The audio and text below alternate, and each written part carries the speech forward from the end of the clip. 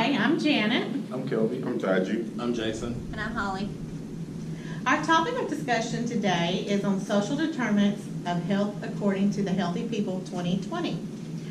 Our topic is social determinants, which is the conditions and environments in which people live, learn, work, play, and worship, an age that affects the wide range of health, functioning and quality of life, outcomes, and risk.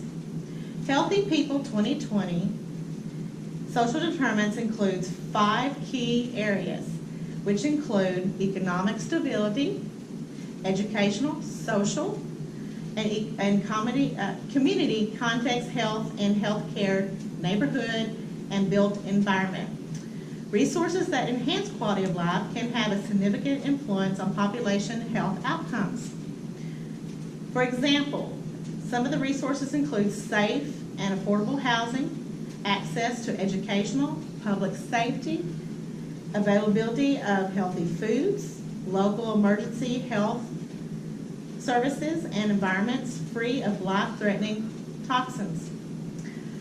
Additional examples of social determinants include availability of resources to meet daily needs, examples such as safe housing, local food markets, access to educational, economic, and job opportunities, access to health services, quality of education and job training, availability of community-based resources and support of community living and opportunities for recreational and leisure time activities, transportation opportunities, public safety, social support, social norms and attitudes, examples such as discrimination, racism, and distrust of the government, exposure to crime, violence, and social disorders, examples, presence of trash and lack of cooperation in the community, social economic conditions, examples, concentrated poverty and stressful conditions that accompany it,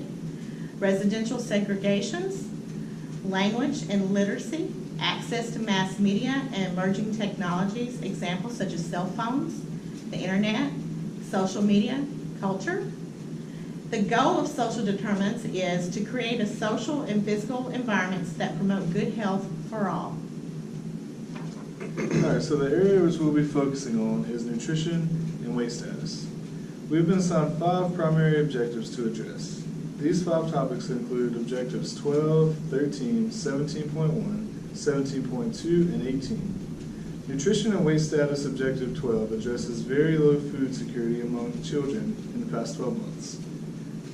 Objective 13 addresses households with food insecurity in the past 12 months. Objective 17.1 is about the average percent of total daily calorie intake from solid fats.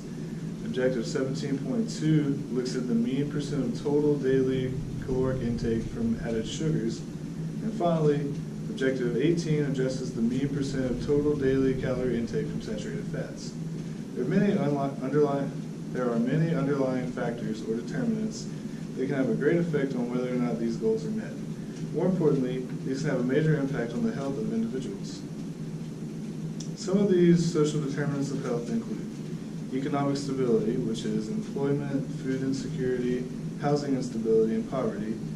There's also education, which we have early childhood education development, enrollment in higher education, high school graduation, and language and literacy.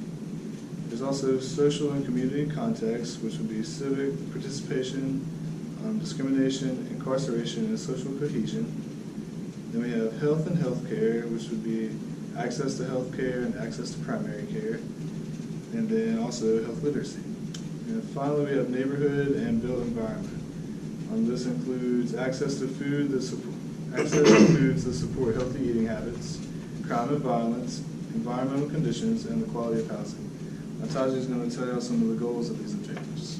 Okay, the goals are nutrition and weight status 12, eliminate very low food security among children. Louisiana baseline in 2008 was 1.3% of households having a very low food security. In 2011, 1% of the households had very low food security. And in 2015, 0.9% of households had very low food security. As of 2015, We are 0.5% away from our target goal of 0.2% in the upcoming year of 2020. Nutrition weight status 13, reduce household foods insecurities, and in doing so, reduce hunger. Our baseline was set for the 2008 at 14.6% of households with food insecurities. In 2011, 14.9% of households with food insecurities. And in 2015, 12.7% of households had food insecurities. As of 2015, Louisiana is 6.7% away from the goal of 6%. Nutrition and weight status 17.1 was to reduce consumption of calories from solid fats. Louisiana baseline was set for the years 2005 through 2008 at 16.6%. From 2009 through 2012, Louisiana had 15.2% reduction of consumption of calories from solid fats, down 1.4% from 2005 through 2008, bringing Louisiana 1% away from its target goal of 14.2%. Nutrition and weight status 17.2, reduce consumption of calories from added sugars. Louisiana baseline was set for the years 2005 through 2008 at 15.1%. From 2009 through 2012, Louisiana had 14.4% reduction in the consumption of calories from added sugars, down 0.7% from the 2005 through 2008, bringing Louisiana 4.7% away from its target goal of 9.7%. Nutrition and weight status 18, reduce consumption of saturated fats in the population aged 2 years and older. Louisiana set a baseline of 11.3% for the years 2005 through 2008. From 2009 through 2012, Louisiana had a 10.8% reduction in consumption of saturated fats in the population aged 2 years and older, down 0.5% from 2005 through 2008, bringing Louisiana 0.9% away from its target goal of 9.9%. I'm going to touch on the topics that Kelby mentioned earlier, starting with economic stability. Kansas economic stability related to poverty is a key component of economic instability. Low income and poverty level is strongly correlated with poor health. In 2016, approximately 3 in 20 adults 18 years and older were below the federal poverty level, which weighed in at 11%. According to the Census Bureau, Louisiana's poverty rate of 2016 was at 20%, the national average being 14.3% in 2010. In Kansas, 38% of adults 25 years old and older have no education beyond high school.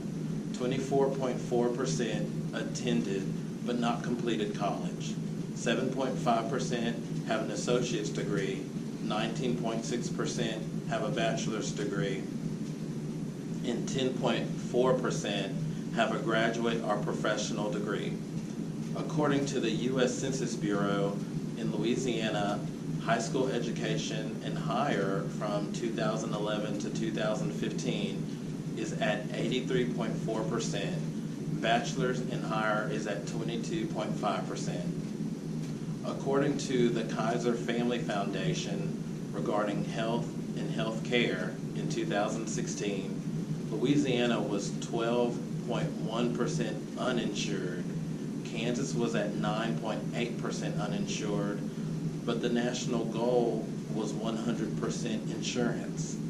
This is just one example of having a long way to go to be completely insured by the year 2020.